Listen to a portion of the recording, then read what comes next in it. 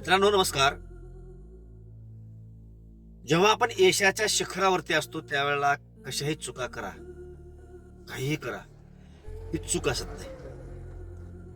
जेव्हा आपली अधोगती होते त्या काळात मात्र तुम्ही किती सत्य बघा, किती नियमानं बघा, ते बरोबर असत नाही. समाजाच्या दृष्टिकोनातून ते चूकच असतं. भारतीय चित्रपट सृष्टीमध्ये अनेक कलाकार होऊन गेले. त्यापैकीचा एक कलाकार म्हणजे गोविंदा.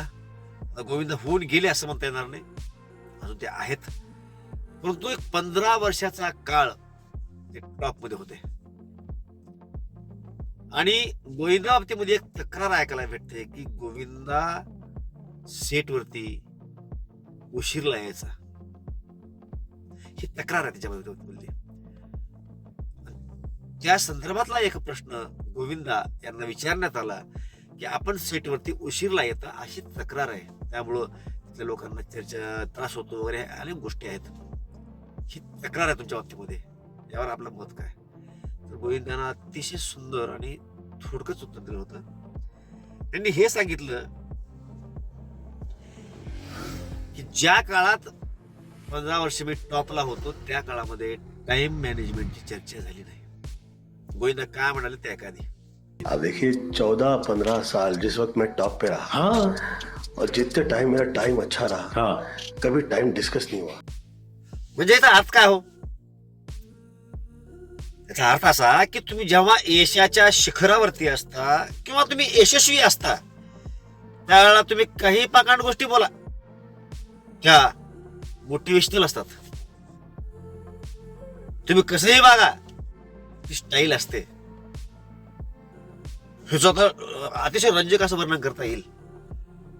शॉर्ट मध्ये सांगायचा भाग एवढाच की तुम्ही यशस्वी असाल तर तुम्ही काहीही करा, तुमच्या सगळ्याच गोष्टी चांगल्या वाटतात. तुमचं बोलणं असेल, तुमचं वागणं असेल, तुमचं चालणं असेल, तुमची स्टाईल असेल, सगळ्या गोष्टींचं अनुसरण करावं असं वाटतं लोकांना.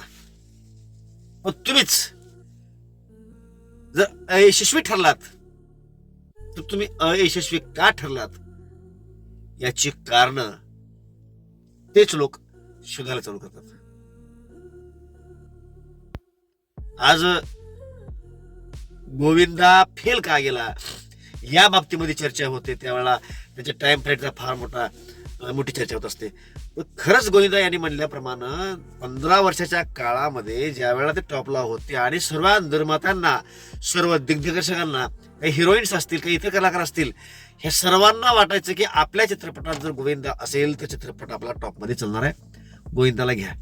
त्या काळामध्ये मात्र कधीच कुण्याच व्यक्तीला वाटलं नाही की हा माणूस घाटाचा आहे किंवा वेळेला येत नाही. कधी वाटलं नाही.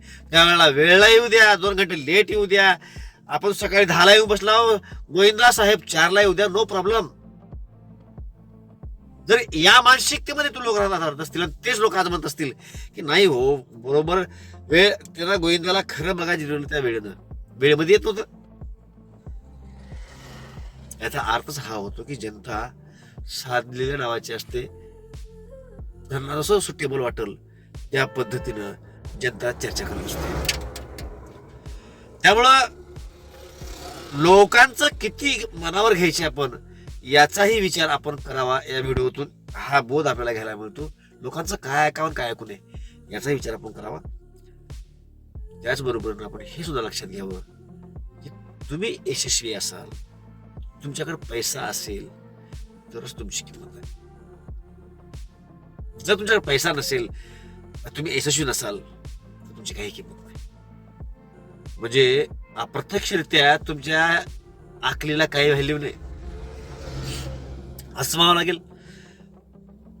आता आकलीला व्हॅल्यू नाही असं नाही म्हणतोय, परंतु तुम्ही अक्कलवान आहेत, पैसा नाही आहे तुमच्याकडे, तुम्हाला कोणी मानणार नाही. पैसा अतिशय महत्वाचा आहे. त्यामुळे पैसा कमवता आला पाहिजे. आणि पैसा कमवण्यासाठी काही लोकांनी पैसे कमवलेले असतात, अशा लोकांचा अभ्यास करा. चांगल्या बाजूचा अभ्यास करा, वाईट बाजूचा अभ्यास करा. त्यात यश मिळत असताना यश कशा पद्धतीने मिळतं ते पाहत असताना त्यातून अपयशही मिळू शकतं, ते कुण्या अंगाने मिळू शकतं हेही पहा. त्याच्या प्लस मायनस दोन्ही बाजू पहा. ते पाहत असताना त्याच्यामधले चांगले वाईट गुण पहा आणि परत आपल्याकडे पहा. आपल्यात काय चांगलं वाईट आहे, आपल्या कमजोऱ्या काय आहेत. आपल्या कमजोऱ्या आपल्याला स्पष्टपणे दिसल्या पाहिजेत. आपले प्लस पॉइंट आपल्याला स्पष्टपणे दिसले पाहिजेत. आपल्याला वाटतं की मी सगळंच करू शकतो, असं होत नसतंय. 100% स्वयंपूर्ण ह्या जगात कोणीच नाही. काही गोष्टी आपल्यामध्ये चांगल्या आहेत तर काही वाईट पण आहेत. ज्या आपल्यामध्ये वाईट आहेत त्या गोष्टी इतरांमध्ये चांगल्या आहेत. ज्या इतरांमध्ये चांगल्या आहेत त्या आपल्यामध्ये वाईट आहेत. ही उणीव वगैरे प्रत्येकामध्ये असतेच. प्रथम हे तपासून पाहणं गरजेचं की आपल्या काय उणीवा आहेत त्या तपासा. आपले प्लस पॉईंट काय आहेत ते तपासा. त्या हिशोबाने आपण जे काम करणार आहोत ते काम कशा पद्धतीने करू शकतो. आपल्या आवाक्यातला आहे का, आवाक्यातला असेल तर मग ते करायला हरकत नाही. ते वरिष्ठांच्या मार्गदर्शनाखाली करा. 2-3-4 वर्ष गेल्याच्या नंतर तुम्हाला कुणाही मार्गदर्शनाची गरज पडणार नाही. तुम्हाला स्वतःला अनुभव आलेला असेल ते काम कशा पद्धतीने करावं, तो व्यवसाय कशा पद्धतीने करावा, धंदा कशा पद्धतीने करावा, किंवा ती नोकरी कशा पद्धतीने करावी, संसार कशा पद्धतीने करावा, हे तुम्हाला कळून चुकेल. तुम्ही लगेच उठलात, लगेच कामाला लागलं, लगेच सगळंच कळालं असं होत नसते. असं होत असेल तर तुम्ही भ्रमात आहेत. त्याच्यामुळं स्वतःची किंमत वाढवायची असेल तर पैसा वाढला पाहिजे. पैसा वाढवायचा असेल तर सकारात्मक भावना वाढली पाहिजे. सकारात्मक भावना वाढवायची असेल तर तुमचे विचार जे आहेत ते योग्य ट्रॅकवरती असणं अतिशय गरजेचं आहे.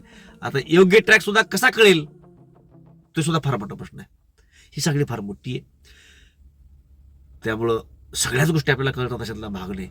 त्यामुळे काही वरिष्ठांच्या आपल्या अवतीभोवती असतात. आपले आई आहेत, आपले वडील आहेत, आपले मोठा भाऊ आहे, अनेक मित्रमंडळी आहेत जे आपल्याला मार्गदर्शन करू शकतील असं वाटतंय. अशा लोकांच्या संपर्कात जाऊन त्यांचं मार्गदर्शन घेत चला. म्हणजे तुम्हाला कळून चुकेल मी आता जे सांगत चालू ही सगळी तुम्हाला कळून चुकेल आणि योग्य ट्रॅकवर तुम्ही याल. एवढं मात्र निश्चित, जर तुम्ही यशस्वी असाल तरच तुम्हाला माणूस म्हणून किंमत आहे. तुम्ही यशस्वी नसाल तर तुम्हाला माणूस म्हणून किंमत नाही. आपली गणना जनावरांमध्ये होते किंबहुना आपल्यापेक्षा सुद्धा जनावरांना किंमत जास्त मिळते. हे वास्तव लक्षामध्ये ठेवा. चॅनलवर नवीन असाल चॅनलला सबस्क्राईब करून घ्या. या व्हिडिओला लाईक करून घ्या. माहिती आवडली असेल तर इतरांपर्यंत शेअर करा. जय महाराष्ट्र, जय श्रीकृष्ण.